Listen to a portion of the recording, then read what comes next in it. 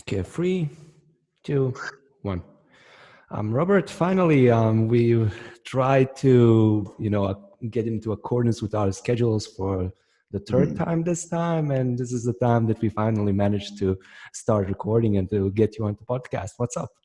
Not much. Just hanging out here, waiting for quarantine to end, like everybody else, basically. What are the measures there like right now? Are the measures getting restricted in terms of the quarantine, in terms of people training whichever sport? I'm gonna be honest. It's not really very clear to me what's going on when I hear our governor and our mayor talk about what's happening. You also have to keep in mind there's also the protests going on in the United States. Mm. So of course that's factoring into we have a curfew now, which I think is ending Monday. I should probably check, but I don't. I don't Okay. really know. Yeah, but it's so that factors in as well. But yeah, I mean, there's no we don't for instance, I look at what Singapore's plan is pretty frequently because obviously I'm going to be moving there. They have a much clearer plan, whereas and some places have even clearer plans than Singapore. So, for instance, Ireland has a much clearer plan from what I looked at. But here, we don't really have one. New York is sort of just sitting around, just 2 weeks we'll do something, and then nothing happens. So I don't. Maybe I'm. If I listen to Governor Cuomo, he's our governor. If I listen to his daily 2-hour briefings, maybe I would understand better. But I can't. I can't stand to listen to that much talk about the Mm. coronavirus. Yeah, so it's kind of like a mixture of events, of course, New York. I'm not sure, I haven't read either, like up until now, in regards to this, what the coronavirus state is right now in the New York. But New York, I know that it has been like the worst place in terms of the coronavirus, at least like Yeah. somewhere in the middle of the pandemic that, takes into account Europe and the United States, but not, of course, the rest of the world. I know. Actually, I've read that Brazil is on a lot more dire straits than the rest of the Yeah. world is. And now, of course, the protests. So, are the protests active in New York as well? I haven't managed to, segregate which cities and which states are the most Yeah. active ones. They're active everywhere in the U.S. I'm trying to not get a brick thrown through my window, so I'm trying not to antagonize anybody. Yeah. Yeah, but they're definitely active. They were not too far from my house actually the other night. But so far, no one's done anything violent. That I haven't seen anything violent. In person. I've seen plenty of protesters, but no one's done anything. That's not to say they're not doing anything. I'm just saying I haven't seen it. So yeah, Yeah, or which maybe, of obviously, course, that the media is portraying only the violent parts of the protests themselves. yeah, probably sells more, gets more eyeballs on a TV screen, right? You see peaceful protesters demonstrate for their right. No, scroll down. Yeah. But then you hear violent thugs bash stuff with bricks, and it's oh shit, I need to watch that. Yeah, like, That, share. yeah, exactly. That's gonna get you to watch it. It's the same thing in jiu-jitsu, right? When you see someone's 4-time world champion wins 5th world title, who are all right, whatever. You Yeah. hear um, local purple belt says that other guy is asshole. Oh, wait, what? Yeah, It's or it's maybe even a better comparison would be so and so wins, the final or whichever match by a cross collar choke. Okay, I'm not gonna watch it, but so and so wins yeah, by this really, really complex, sequence of moves and this really, really rare submission. Everybody is gonna watch it. I mean, it's kind of like human nature, you're gonna yeah, watch yeah. the most interesting, but not most interesting per se, but it's like the most unusual things, Mhm. perhaps. Yeah. So, what I was getting at was kind of I mean, there's a sense in which novelty is always going to feature into what people want to see, right? But at the same time, what I was getting at was that okay, shit talk and hype. It's undeniable that this is now a part of our sport, for better or worse. There's arguments I think for and against it. I personally think that it comes down to a personal decision. right? So for instance, like I will never begrudge any athlete for doing what they have to do to make their career better, so long as they're not doing like overtly immoral things, right? Like if you're going out there and you're like, I don't know, mugging people, I don't know how that would advance your, I'm not saying that would, but like if somehow that could, that would not advocate for that, right? But like doing things like talking shit or being a troll or being an asshole online, like these are not things that like I personally want to do or really even like take part in. But like if someone feels as if that is something that is going to advance their career, I'm not going to tell them that that's a wrong approach, because you see many athletes who adopt that approach and it clearly works for them, right? So like, you know, it's, and that's, and it works for them because the media outlets, the jiu-jitsu media outlets, they see that and they go, oh shit. And it's not even, I mean, everybody is profiting off of it, right? So the jiu-jitsu media, they see it and they go, what did AJ Agazarm say about Gabby Garcia? Like they wrote an article about that. Everybody wants to see it. Like AJ Agazarm has got to be one of the best at it, because that's a guy, if you really look at his, he has an ADCC silver medal, which is very impressive. That's extremely impressive. But other than that, he's really not got that many good wins, and he like mostly loses when he goes out there to compete. But the guy has made an amazing name for himself, just like talking ridiculous shit. And he's like a boring grappler. He's like the Chael Sonnen of jiu-jitsu, right? Like Chael Sonnen was this amazing shit talker, but a boring fighter, right? You watch his fights, he puts you to sleep. But everybody wanted to watch him because of the insane shit talk. And it's like, and AJ is not as clever as Chael. Like Chael is much more intelligent, I think, in his shit talk. Like Chael was like a pretty witty guy. AJ is kind of like a dummy, but I mean, it's like, if it entertains people, you know, like he's getting the job done. He's getting eyeballs on him, you know? It's like the art of PR and marketing, basically, for yourself. Yeah. Yeah. The new headline of some jiu-jitsu is going to be Rob Degle says AJ Agazarm is dummy. We're not going to write it. Don't worry. Yeah. When I wanted to ask you, like you were set out to go to Singapore in April. What are the news on that? Is Singapore opening the borders? And I know, of course, it depends on the US borders as well. What's going on? Right.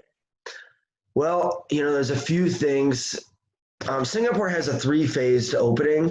I guess you could even call it a 4-phase opening, because they had a period that was they had like a hyper strict lockdown, which they called the circuit breaker. Now they have a 3-phase reopening process. Right now they're in phase 1, which is not much different than the circuit breaker. Anyone in Singapore will tell you that there's actually been a lot of complaints that it really isn't anything different than the circuit breaker, but whatever. Phase 2, it's not clear to me when I could move there because of, I'll mention one specific thing that is a little unclear to me, but I'm pretty confident definitely by phase 3, I'll be able to move there.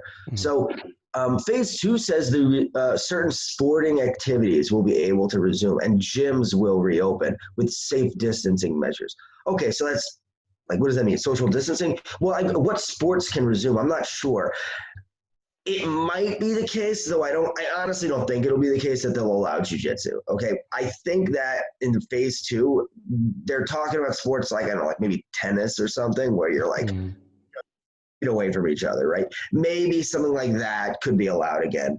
Or maybe like ping pong or maybe baseball. I don't even know if they play baseball there, but like if they do, that conceivably could be allowed.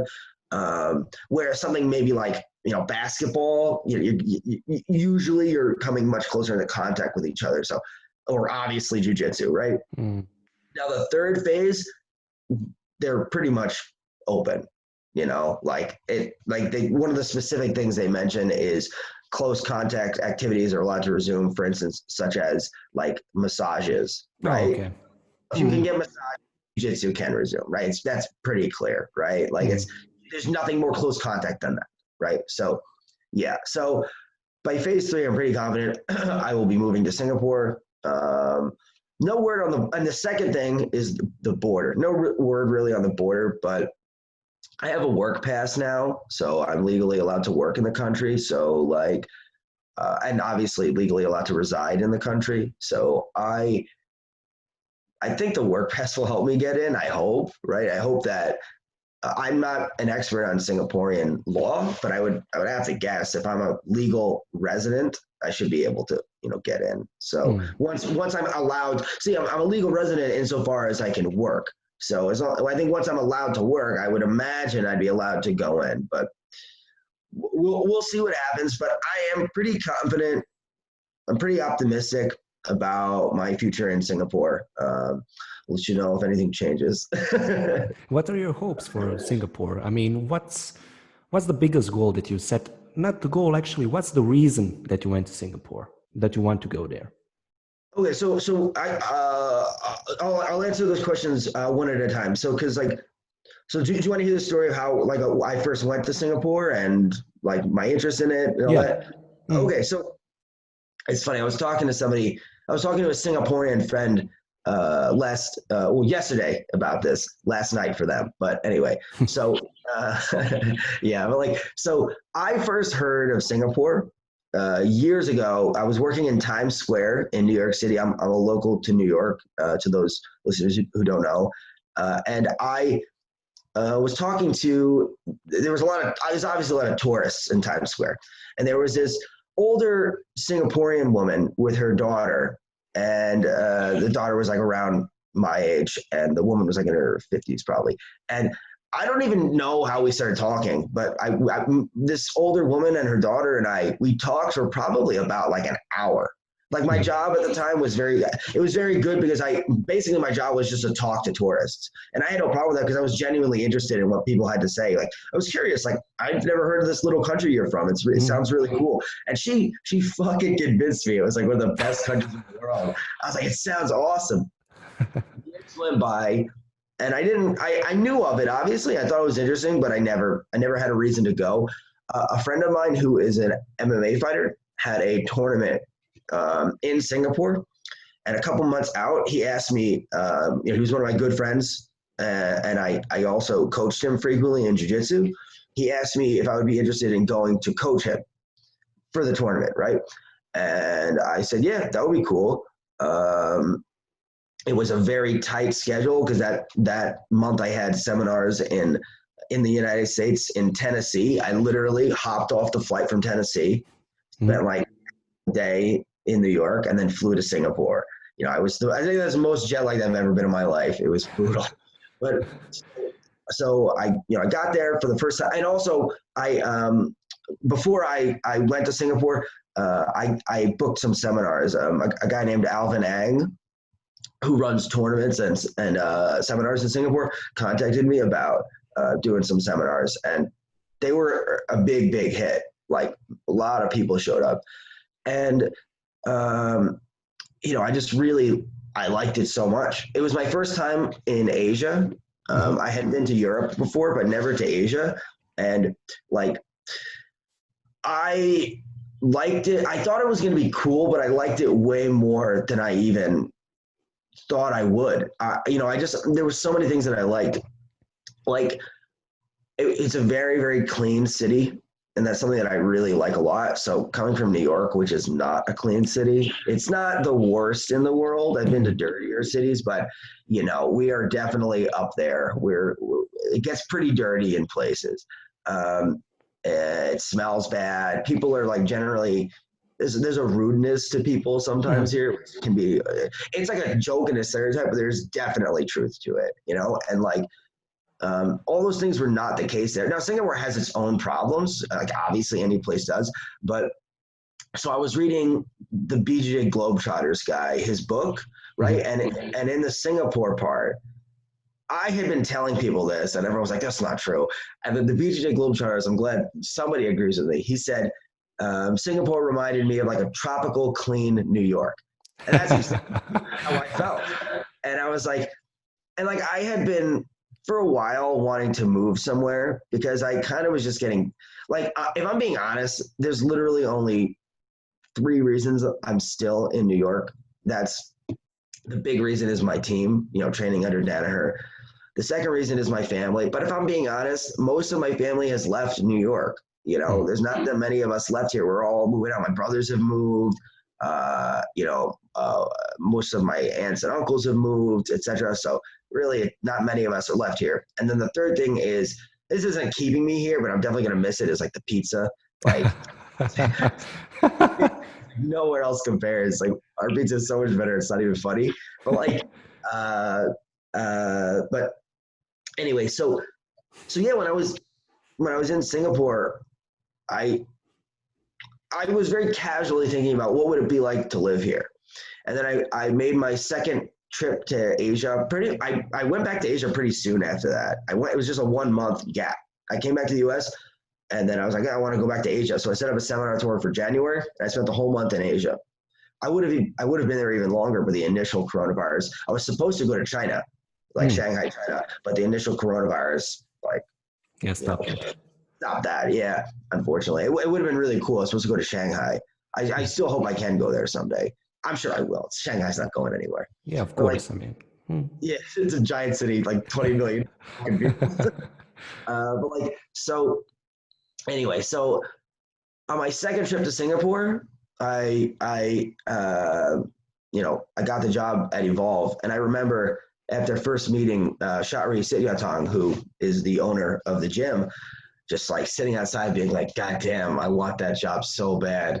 Like the gym is so nice. Like it was like, I just was like, geez, this would be such a cool job. And I got it, which was awesome. So yeah, I was very happy about that. And, when things first came up with the coronavirus, it was pretty negative. I was like, damn. I was like, I bet you that's it. I bet you, because people were saying crazy stuff like no jiu-jitsu for years or something. Yeah. So I was like, all right, I guess my jiu-jitsu teaching career is done. And I was thinking like, what else am I going to do? I was kind of thinking of like moving on to something else in life. Like I was thinking maybe going back to school, but then, I am a generally patient person. So I was like, obviously I'm going to sit and wait and see what happens. And fortunately, like, I think things have calmed down, and like the way people have been talking about the situation has changed a lot too.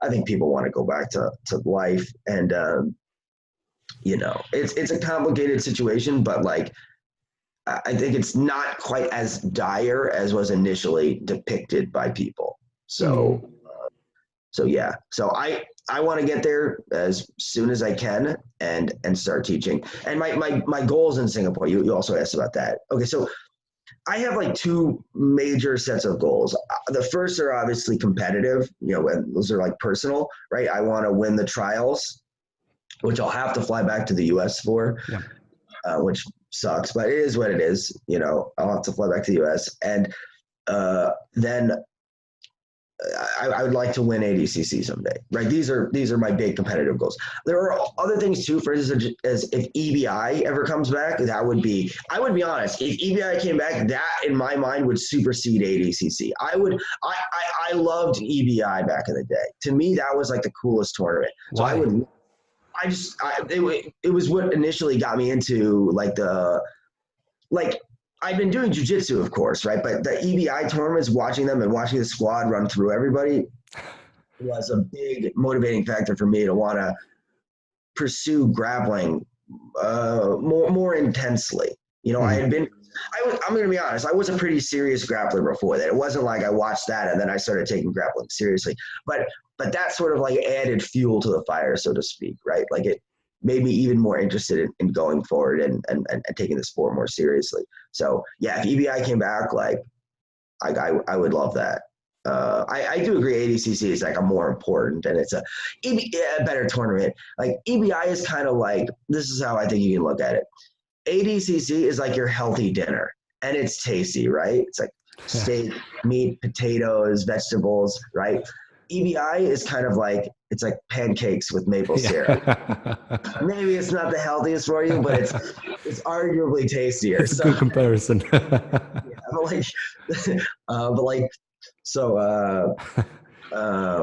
EBI overtime, that's kind of like, that's like a wad of chewing gum that you're going to swallow. It's like, why are we doing this? Like, this is, anyway, but like, so, what was I getting at? Oh yeah. Okay. And my second set of goals are coaching goals, where, I want to produce high level talent. I mean, at the end of the day, I'm only going to be able to compete for maybe another 10 years. Right. And, after that, I'm still going to have a long career teaching.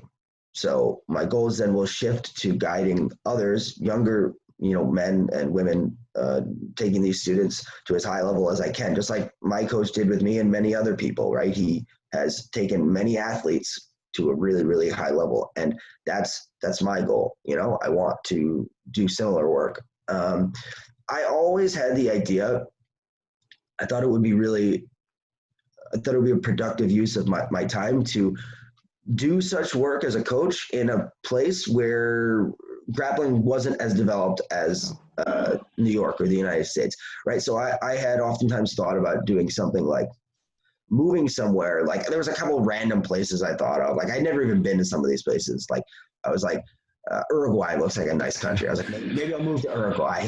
I don't know, just a random thought, right? Or and obviously now Singapore, right? So my main goal when I get to Singapore, first, I just want to get into a routine. I want to get into a rhythm, teaching the classes, getting to know the students and such. But I want to identify particularly talented students and take them under my wing, help them out, right? Like, see, if there's, let's say there's a young, talented student that has competitive aspirations. Like, I want to help him as much as I can. I mean, I want to help everybody, right? Of course. But at the same time, it's good as a coach to have a set of close students who can demonstrate the effectiveness of your systems, So like that's an important goal for me. And I expect that to take years, right? You can't expect that. That's not a short-term goal. One of the biggest frustrations as a coach is when you take on a student. I've had this happen here. I used to teach at 2 schools in New York before the coronavirus situation obviously came up. You take on a student, you invest a ton of time in him, and you feel so confident in the student, and they stop training or they have other focuses. And to me, it's like I will never begrudge someone for doing something like that, because ultimately it is your life, right? However, when you've told me, oh, I want to be a professional grappler, I want to be a professional MMA fighter, this is my goal, and I believe you, and I invest serious time in you, and I believe in you, right? It's like it's frustrating when they go and decide to focus on other things. But again, it is their life. So whatever they ultimately want to do, I can't tell them not to do it. And I would be silly to get like upset with them, right? So yeah, it's something I've learned in time that I'm sure Danaher has gone through it dozens, if not hundreds of times, right? Where he's seen a potentially talented student and then the guy disappears, right? How often does this happen? All the time. Yeah, I don't know about it like through like a personal experience because I'm only a student for now. But the thing is, like, I assume, it's not just that you put in the time, it's not just that you put in the effort, but like, especially I assume in the beginning when the student is so fired up, you become fired up for them as well. So you get emotionally connected and attached to their own goals as well. You want them to succeed. It's not just, oh, I want to show myself as a good coach and that my own systems and teaching methods actually work. It's like, no, I really want you to succeed. And then just to see people, it might be even like take it to like a meta level. It would be even brave to say that it's not just seeing the other student walk away, but it's kind of a part of you walking away from oneself at the same time. Yeah, I actually completely agree with that assessment. I've joked around with some of my teammates that like some of my students who I really invested in and then decided to stop training, it was like a girlfriend breaking up with you. It's like, it's like, damn, like, that idea of like almost losing a part of yourself. I actually do agree with that. That might sound melodramatic to people, but in the sense that like when you really want someone else to succeed and you are pushing and investing time in them to succeed, when they like bail, it sucks. You know, it's like, it's difficult to describe what it's like. It's, you know, like you survive, you're not going to die, but it's like, there's something like, it's very like mentally grating. Like it's like, it wears on you. And I think as a coach, the best strategy for dealing with that is, I think this is something that I've learned in time. And I think that probably most coaches in time learn this. I'm pretty new in my coaching career, so it's a lesson I've just recently learned, is that I think it's important to not set expectations for students, especially too early on, right? So maybe after years of working with them, right? At this point, for instance, let's say if like Danaher has expectations for Gordon Ryan, I think that's fair considering the length of the relationship at this point, right? However, like, you know, the longest I've ever coached a student, I think, is maybe a year and a half, 2 years. So like not as long. And like, so, you know, some people would say that, I mean, it still is a decent length of time. However, you know, I mean, like, it's not like, it's just not a strong enough sort of a commitment, so to speak. Right. So you've got, I think, to be willing to accept that students will shift to other things in life, and ultimately that's their decision, and you can't get mad at them for it. You know, I've seen, for instance, many other coaches who get like outright mad when their students, you know, decide to do other things. And I think that's the wrong approach, because it's like, I just think that's immature. It's like, at the end of the day, so for instance, like if I decided to stop training jiu-jitsu, Danaher wouldn't be mad at me, you know. We would just teach other people, you know. I mean, it's not a big deal. Like, you know, it's because truthfully, you know, it's ultimately still my life, right? Every person has to live their life doing what they want, or as trying to do as much of what they want as they can. And, you know, like, it's not fair to impose like my ideal on them. But what's great, well, I think I've had a few students and none of these relationships lasted, but what's fantastic is when you have a correlation between what the student aspires to and what the coach aspires to. Like, and when you have that, it's a really amazing relationship between coach and student, where the student is deeply invested and they really are very focused on what they want to achieve. And you as a coach I find personally that it makes me a better grappler, actually, because like, so for instance, like I've had students who were like, I've had students that wanted to be MMA fighters, and I fought MMA in the past, but it's not really my focus.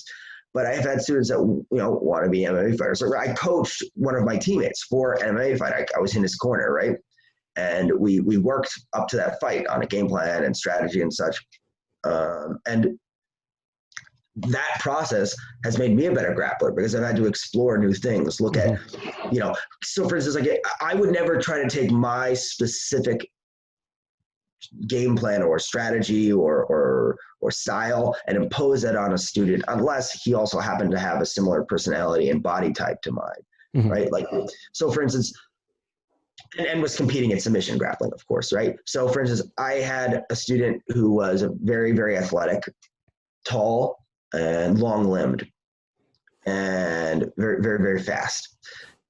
And for him, I taught him more of a, like, the game plan I wanted him to play more of was passing the guard using like toreandos, you know, leg drags, scoop grips, etc., things like this, forcing pressure, taking the back, and winning by strangle. And if that doesn't work, switching to a juji gatame, looking for an arm bar, right? So more of like a traditional style of jiu-jitsu, because I thought for his body type and his, you know, personality, he was a very also like, very like, very, he had a lot of energy, right? I don't want to say aggressive. He wasn't really aggressive. He was actually a very, almost a timid kid. He was young. He was like 17. But very, very energetic, right? You never see him get tired. He would just keep going and going and going. And so like, for that, I thought the style that I just described would suit him very well. And it did. I saw him win tournaments with that. He did very, very well. that is very different than how I grapple. I don't grapple anything like that. You know what I mean? One similarity I think you see between all good grapplers share this, is that we're all good at the back control, right? Mm-hmm. No matter what else we're good at, right? However you pass, however you look to break your opponent down to his hips, whatever submissions you prefer, ultimately we all are good at the back control. Because in my opinion, if you're not good at the back control, you're just simply not a good grappler. You cannot succeed at the highest levels. That is the one thing you absolutely cannot succeed at the highest levels without. You don't need a good front headlock. You don't need good leg locks. These are helpful things to have, and I would argue you should have them. But I think you can get by without anything, arguably, except I think the only two things you 100% need, or maybe the only three things you 100% need, are you need to have an ability to break a man down to his hips. So that could be a sweep or a takedown. You need to have an ability to defend against submissions.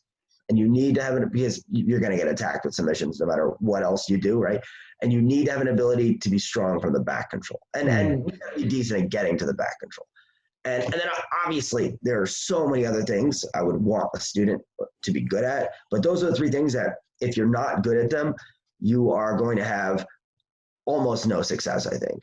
So yeah, those are the three things that I oftentimes focus early on. Not always, because sometimes there's so I've had other students that were like I had one student who was like a really, really strong former college wrestler. I was like, okay, I'm not going to teach you takedowns. Yeah. That makes sense. You already have that. I'm going to teach you now how to smash through people's guards and pin them. Right. That's what I'm going to focus on with you, because pinning in jiu-jitsu is a completely different thing than pinning in wrestling.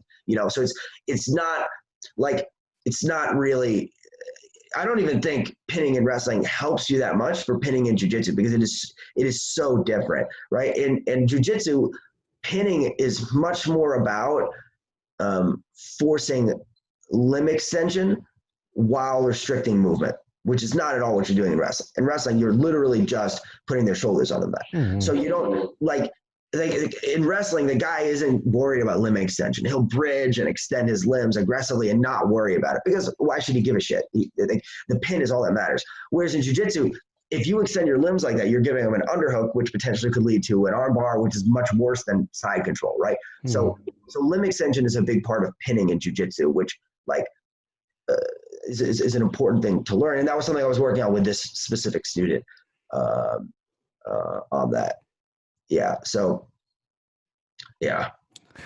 You have a really, and this is something that I've actually noticed about a lot of the students from the professor, John Danaher. You have a really Danaher-esque, I'm not sure if I'm pronouncing that right, like a Danaher style teaching style, and a Danaher style actually of explaining things.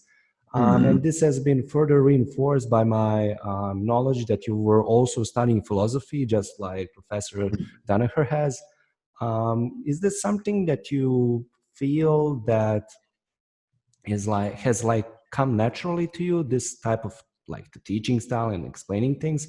Or is it something that you consciously took into account from seeing Professor Danaher doing it, making it work himself, and then you took it into your own case as well? I think it's mostly subconscious. So you got to keep in mind, right, when we are watching him teach all day, it's hard not to pick up on certain patterns and tendencies. So I barely even notice them sometimes. I just shot a new instructional, and my teammates were goofing around with me. They were like, I never even noticed I did this. So Danaher apparently says, okay, a lot, but he'll like, okay. And they're like, you do that all the time. And I was like, I never even noticed. Right? It's just like a verbal thing I picked up from watching him, subconsciously. That, or I've seen actually on one of the Gordon's DVDs, I believe it was the first one, it was the people were constantly joking about it's shockingly difficult. Right, so right. Yeah, that one too. Yeah. That one, I feel like everybody knows about that one. I think almost my brain stopped saying that, because I knew that one was like a meme. But another one that I said was, I forget what it was. There's a couple like Danaherisms that Yeah. okay, so It's a good here's word. one. So the word generate. So he uses the word generated a lot. Well, we generate back exposure, we generate limb extension, etc. And it's a word that you don't hear in everyday life too much. How often do you hear generate, right? Mm. But I just started using it. But I mean, it does fit the bill for what we're trying to describe in the given situation. So, yeah, and I think specifically regarding me, I think the way I speak and explain things sometimes might strike people as, like you said, like Danaher-esque, which was pronounced properly. That's how you say Thanks. his name. Like I also come from a philosophy background. I have a degree in philosophy, and I was going to get my PhD before, ultimately deciding not to and to pursue jujitsu instead. Which I even amid the coronavirus pandemic, I think was the correct decision. Like the life of an academic is not one that I'm super interested Got in. it. Uh, I should say, like, it sucks because the idea of the life of an academic very much appeals to me. Like, I love research and I love analysis, and my ideal lifestyle is to research and analyze interesting data and then to teach and convey that information. Like, that is my ideal lifestyle. Like, I love doing that. And in doing so, to solve problems.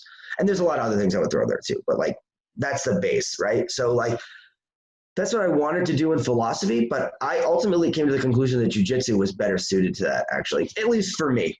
I'm not going to make like wide sweeping generalizations about, like, I think some people do that in jujitsu. They say, oh, jujitsu is for everybody. Jujitsu is the best thing ever. Jujitsu is great. I love jujitsu. It is one of the best things ever. I'll say that, right? I don't think there's a single best thing ever, but it's among them for me. So anyway, that might be why some people think that, like my Instagram posts or the way I speak at times can resemble him, because, well, we both have philosophy backgrounds. And of course, to some extent, I'm definitely subconsciously picking up on minor verbal tics and cues. But I do think if you listened to him and then me, there are also like significant differences too. I mean, everybody's an individual, right? So yeah, like I have my own unique verbal tics that people have like pointed out to me that I didn't even realize I did. I think we all have these. Do you think Danaher realizes that he's saying shockingly difficult like a bunch of times? I don't think so. It's just a verbal tic, right? Like at this point, he definitely does because it's a meme. Yeah. But yeah. Oh, here's one that I forgot. Yes, this is a big one. I always say it's a difficult thing to do. Oh, okay. So Yeah, he that's says yours. right? Like, when you've got his arms and he's trying to separate them in this way, it's a difficult thing to do, right? Like, you can find videos of me on Instagram. I forget which one this is, but I'm teaching a technique and I say it's a difficult thing to do, and I look like off camera because I realize like, people are gonna comment on that. Yeah, I did it again. Yeah, I did it again. Wow, that's a Danaherism, but yeah. I'll say this though. If people are comparing my teaching style to the greatest jiu-jitsu teacher in the world, I think that's probably a good thing. It's a So compliment. yeah, exactly. Yeah. What's perhaps like, I know, of course, it's not possible to put out one thing, but the first thing that comes to mind that you were taught by Danaher, or actually, let's go a little bit back. When did you start training jiu-jitsu, and when did you start training under Danaher?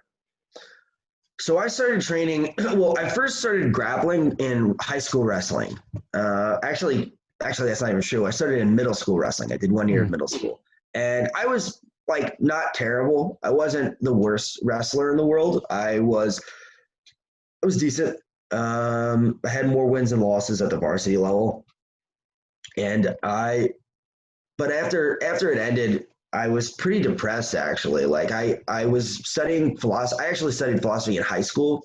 I was lucky enough that I was offered that in my high school, and I knew since I was pretty young that I really liked philosophy, and I thought I was going to want to become an academic, like a philosophy professor, right, and researcher. And so, I went to college for that. And when I was in college, I just felt like sort of like a lack of like I really missed wrestling. Like I liked grappling a lot, you know, and I was a fan of MMA. Specifically, I really liked BJ Penn, and I really liked like the Japanese grapplers like Shinya Aoki, Masakazu Imanari. I was watching these guys, and I just loved like the aspect of MMA that appealed to me was mainly the grappling. Mm-hmm. I've never really like I can appreciate good striking. Like when I watch Floyd Mayweather, there's an artistry at work that you have to respect. But for me, grappling has always been the most compelling, just personally. And so I started doing jiu-jitsu. And from the very start, I really, really enjoyed it. It was very, like, it really clicked with me. Like, I always had a very systematic approach to jiu-jitsu from the outset, right? That was never like something that had to be taught to me. It was like a pretty intuitive thing. And systematic in what way? In the desire to break down the various steps and make them clear, and in the desire to, in a sense, funnel your opponent into a situation where they have many options into a situation where they have few options, right? So the idea is, right, so an open guard situation is hard to render systematic because in this situation, he has 1,000 potential options. Whereas once you have his back, or if you have him in an ashigarami, he has far fewer potential options. In that case, you're able to predict his options, right? He has, let's say, 4 set options, right? And between those 4, you can come up with ways to answer all those options that lead to you submitting him, right? So, like that's generally what a system does, right? That's essentially a jiu-jitsu system in a nutshell. It's like a funnel. And I always thought about it in that way. Like I always, from my very first jiu-jitsu match, I competed in jiu-jitsu 3 months after starting, I had a game plan. I was like, all right. But it's funny, my game plan, well, what's funny is my first tournament ever, my game plan changed dramatically. My first tournament ever, I went in with the mindset, I was like, okay, I was very aware of like the points and how they work. I was like, okay, I'm going to score a takedown or a sweep. And I planned out how I was going to score. I was like, I'm going to go knee on belly. And then when he turtles up, I'll take his back and I'll get my hooks in. And I drilled this like a lot. But of course, I was like a white belt. I really wasn't very good. My first match ever was against a former state champion high school wrestler. Oh. So he took me down right away. I was like, fuck my game plan. I have this match on video. I was able to triangle him from my guard. And I was like, okay, all right, my game plan didn't work this time. Next time I'm going to take the guy down and do all this stuff. The next match, the guy was just so hard to take down. A part of it was unused. It was a gi tournament. And so I had wrestled. I would not have been able to take that state champion wrestler down, by the way, like ever. So no amount of wrestling experience would have helped me with that. But the second guy was just a regular guy. But even so with the gi, it changed. Like I wasn't like good at judo throws or anything like that. So it changed it a lot from the takedowns I had been used to. And I really struggled. I couldn't take him down. And after like a minute, I was like, all right, fuck this. I pulled guard. I triangled him again. My new game plan. And this is really the start of my entire style. Because after this tournament, I pulled guard every match. And then in that tournament, I had one more match. I did the same thing and I won. Like this again with the triangle. Yeah, at first it was a triangle. I really loved the triangle. And I was training and I got super into like Ryan Hall because he was known for his triangles, right? And so what would start to happen sometimes, I was competing pretty frequently. And what would happen sometimes is people would, I would go for the triangle. People would, if they survived, they would stand up really tall. And I didn't have a great open guard. And I still won most of the time because I would very relentlessly like pull them back into my guard and I would try to wrap them up in a closed guard and triangle them. And I had a good track record with that. I won most of my matches. But sometimes people would succeed in like standing up and I wouldn't be able to triangle them.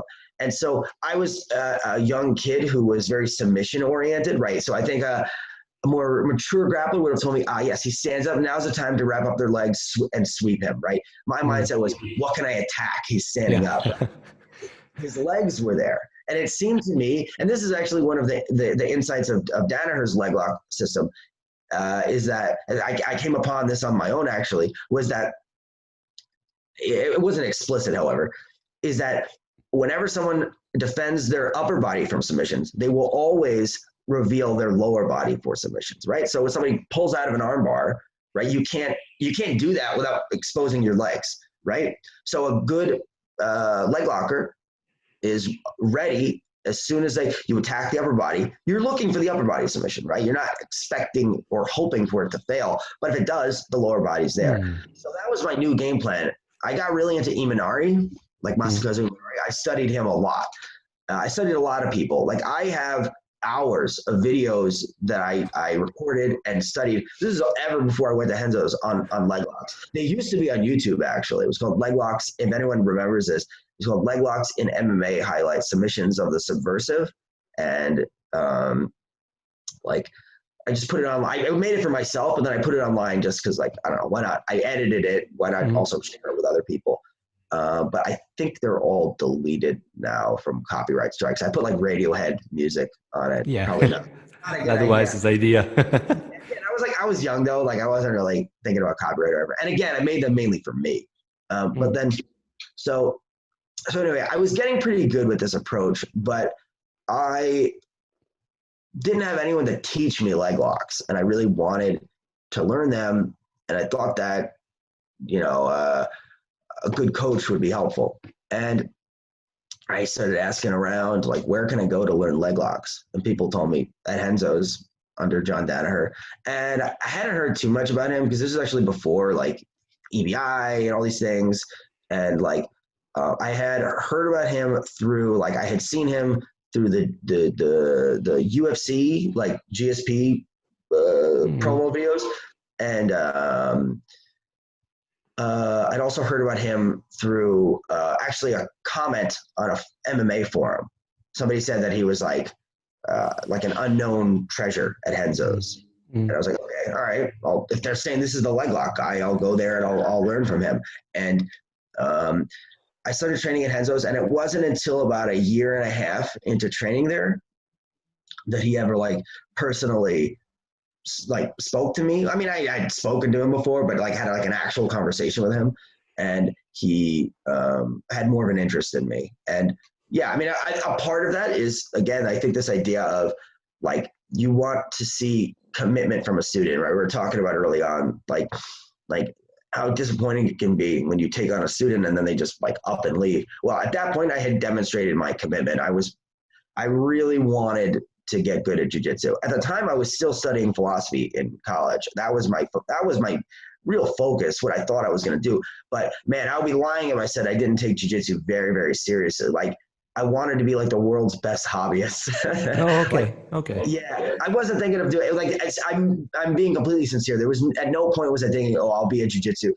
It wasn't like I'll be a jiu-jitsu instructor. I just felt like a real deep desire to not suck at it. Like, I wanted so bad to be good, because like, if I'm going to do something, I want to be good at it. Anything that I do, I want to be good at it, right? I want to at least be competent at it, but I prefer also to be like very good, right? Like to excel.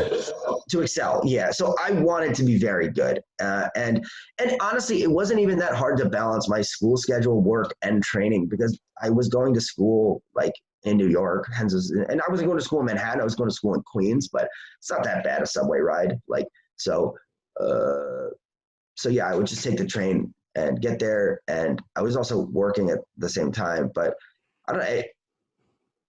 Looking back, it was kind of a hectic schedule, but it wasn't terrible. So it's okay. So basically, you were going to college and you worked, and you actually started like a year and a half to 2 years of training under Danaher.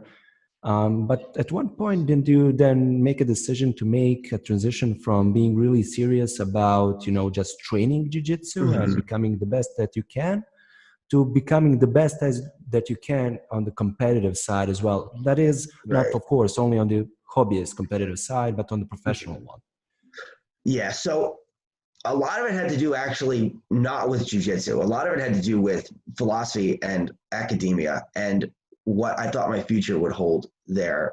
And actually it did have to do with jiu-jitsu, just in a different way than you might expect. So, okay, basically I got to the point where I was applying to PhD programs, and you know, I was looking at the places that I would have to move to, and I was thinking about like what my life would be like. And there are major upsides to academia, but there are, I think, more downsides. The major upside is that you get to research, you know, philosophy. There's a lot of interest. There are a lot of interesting things to dive into there.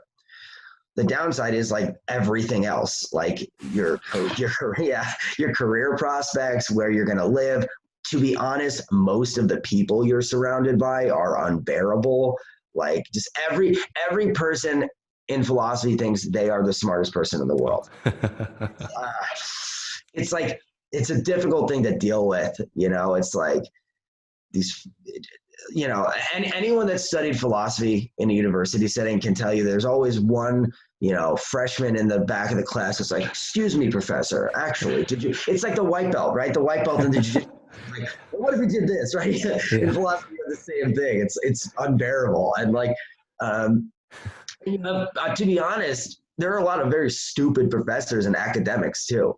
I mean, a lot of the times I feel like they just say things because they're just trying to be like, look at me, right? Like they'll have this ridiculous opinion and they'll defend it their whole career because they want something to make them unique and stand out, right? It's like a professional choice rather than like an honest belief. So like, and Danaher obviously, I think more than maybe anyone else understood this sort of situation. And so I spoke to him about it, and the conclusion I came to after my own thoughts and after some of his advice was like jiu-jitsu was a more intriguing life for me. It was a life that would lead to more of what I actually wanted, which was, look, okay, my ultimate goals were to live a life that consisted primarily in research and analysis and being able to teach the results of my research and analysis.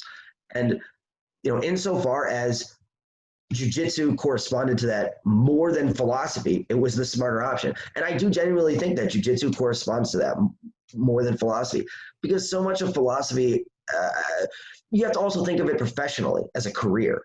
So much of it consists in getting published in journals. And so as a result, it can lead to you engaging in research you don't even necessarily want to engage in. So I emailed professors who were scholars of these sort of philosophers I wanted to specialize in, like the research of, and they were very honest with me. They told me that the philosophers who I were interested in were not popular or fashionable any longer in academia, and so it would be hard to get published in journals. So as a result, they recommended, they're like, well, you should probably write about like other things, like these topics instead. And I was like, but that's not what I'm interested in, right? Like, it's not like I was interested in something that was just some like non-philosophical topic. I have an interest in very specific and I think significant philosophical topics, right? Like, I will always be interested in philosophical research and scholarship. I have right here next to me, I have, so this is one of the professors I emailed back in the day, James Peterman.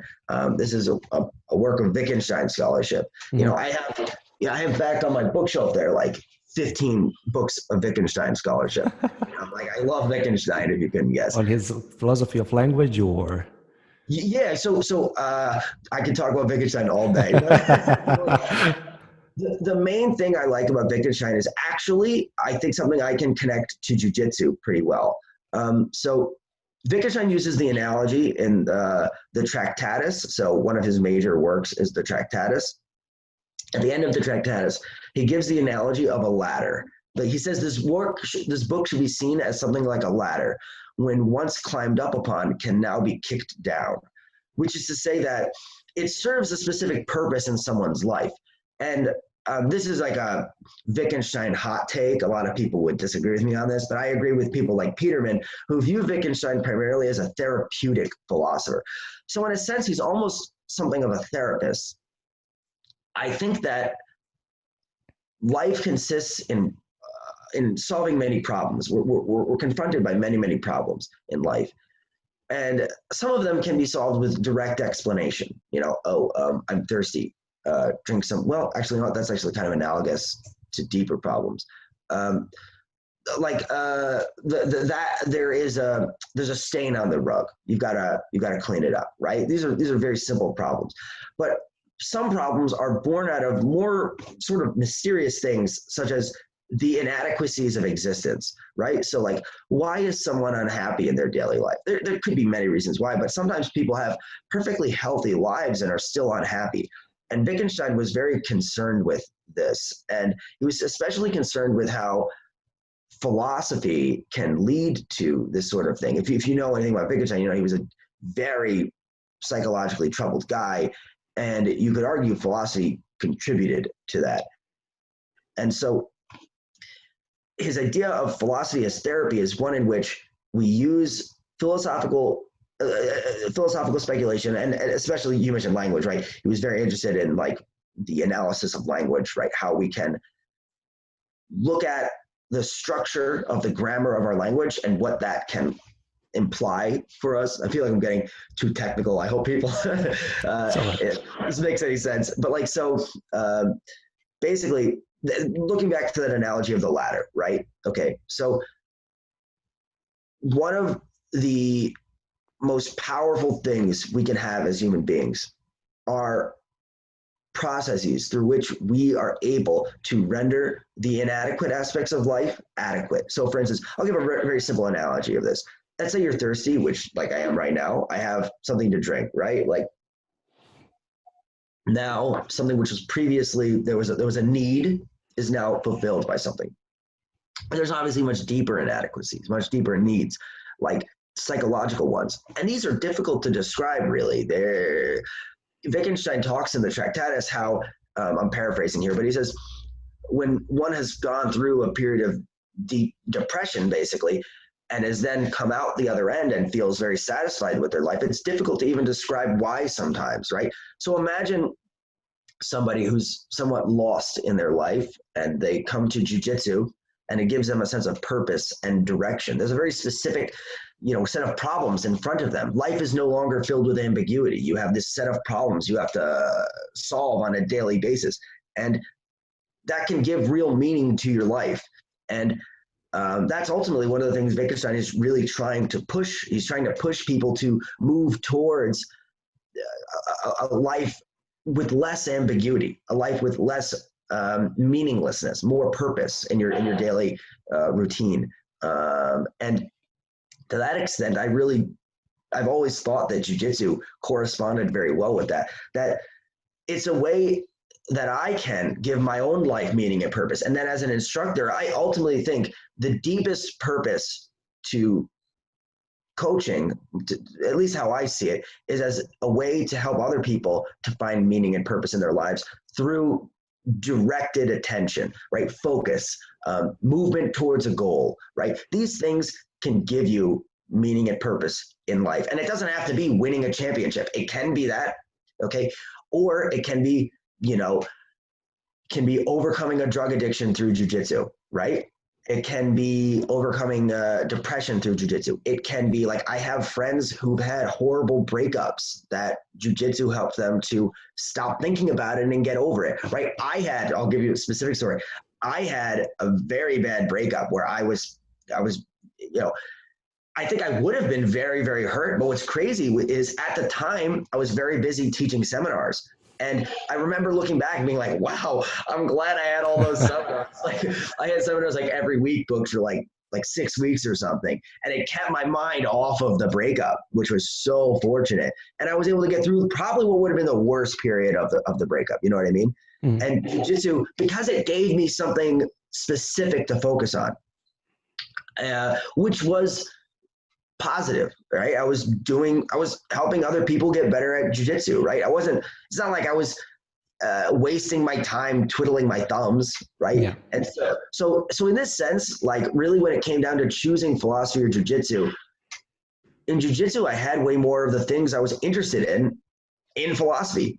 You know what I mean? So that was the path that it really seemed the better option. And one last point on that, the other thing, and this is more easy to explain, is that in jiu-jitsu, I really had more control over my life. Like I could live where I wanted to live. I could coach where I wanted to coach. Right. I mean, not entirely, right. If I want to move to some place where there's no jiu-jitsu, it might be harder to do that. Like, but in philosophy, you literally have no fucking choice. You have to go to whatever random Midwestern university will hire you because there's so few jobs. So like, you know, I have friends that are doing their PhDs, people who I went to school with, and now they're doing their PhDs, and like the market is not good. You know, they're really struggling. One of my friends, I was talking to her the other day. She told me that she doesn't think I think she's being a little negative. I think she's smarter than she gives herself credit for. But she said she's like, I don't think I'll ever get a tenured position. Like she's just an adjunct on, whoever knows how that works, right? You have an adjunct position, which is not a stable position. You're just sort of like almost like a freelance professor. Mm-hmm. Yeah. A tenured professor, you have a job, you're set. Unless you do something really stupid, you're set, right? So like, yeah, like the tenured positions are there are way more people getting PhDs than there are tenured positions. You know what I mean? Mm-hmm. So it's the jobs are few and far between. So yeah, all these things considered, that's what added up to me choosing jiu-jitsu.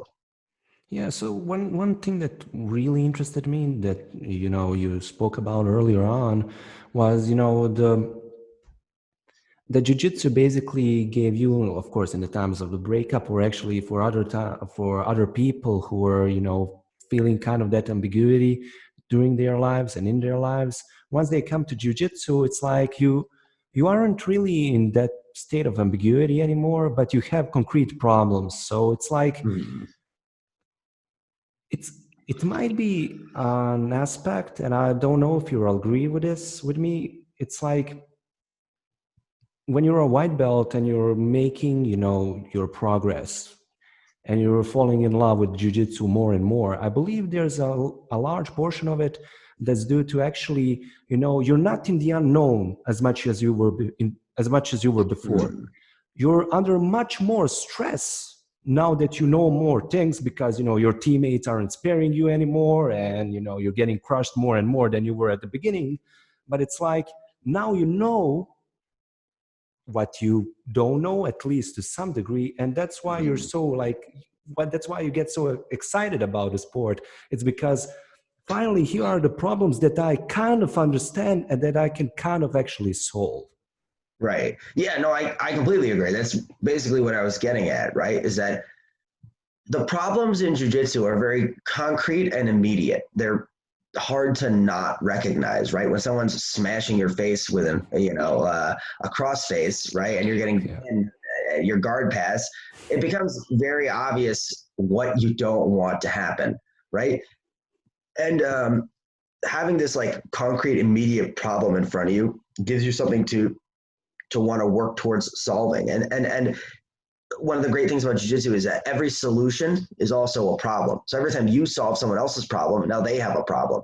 And so it's this dynamic, never-ending game where you will always have productive directions to focus your attention, right? Whereas many other aspects of our lives are not like this. Many other aspects of our lives are filled with ambiguity and uncertainty, and you know, we're not even sure if we can do anything productive to improve our circumstances. Whereas in jiu-jitsu, you really know you always can do things. So it's lagging a little bit. Robert, I don't know if you can hear me, but it's lagging a little bit. There has been a pause.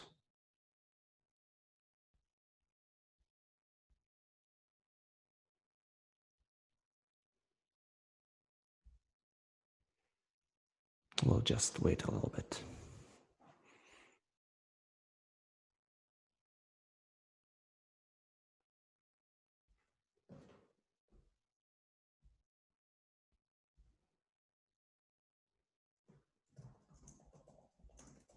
One, two, three.